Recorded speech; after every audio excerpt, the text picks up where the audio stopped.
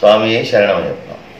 అయ్యప్ప దీక్ష భక్తి శ్రద్ధలతో నిష్ఠ నియమాలతో ఇక్కడ చేస్తాం. ఒకసారి ఇరుముడి తలంటుకుని యాత్రకు బయలుదేరితే ఎంతో ఆనందం కలుగుతుంది.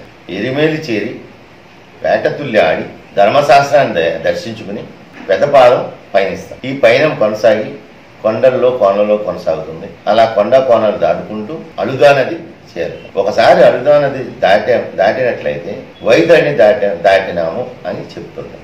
చివరికి పాపాలను తొలగించే పంపానది తీరాన్ని చేరుతాం. స్నానమాచరించి పిదప శబరిమల పీఠం దర్శించడానికి పయనం చేస్తాం. కరిమల, నీలిమల, కన్నిమల కొండలను దాటి శబరిమల చేరుకుంటాం.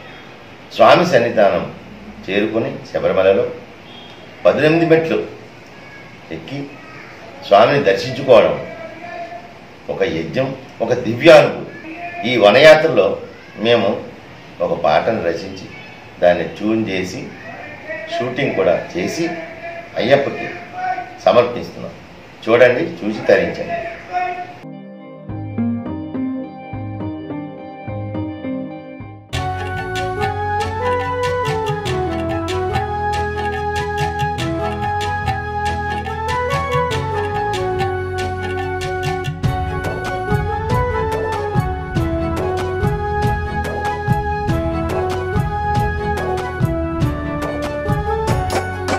శబరిగిరి అయ్యప్ప దీక్షతో జన్మధన్యమే,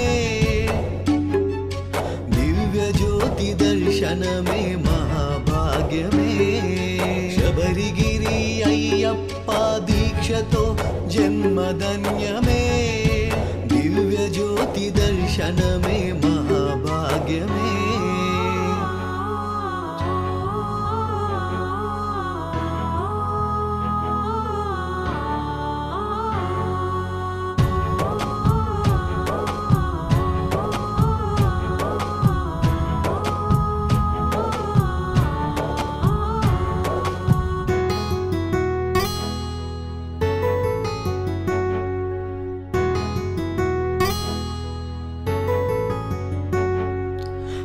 మాల మాల వేసి మనసులోన నిన్ను నిలిపి భక్తి భావముతో పూజ చేస్తేనే పదములు పలికెనులే నీ నామమే, పదములు పలికెనులే నీ నామమే.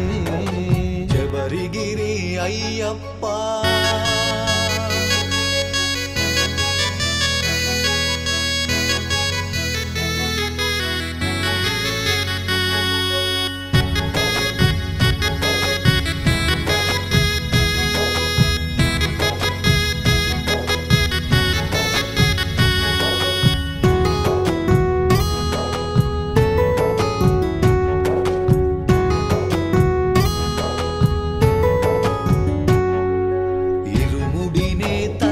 పెట్టి నిన్ను చూడ బయలుదేరి కొండా కోనలు దాటి నడిచి వస్తేనే పడి మెట్లను ఎక్కి నిన్ను చూస్తేనే నీ దివ్య రూపాన్ని దర్శించితినే.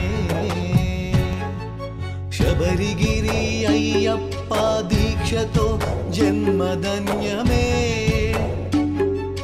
దివ్య జ్యోతి దర్శనమే మహాభాగ్యమే.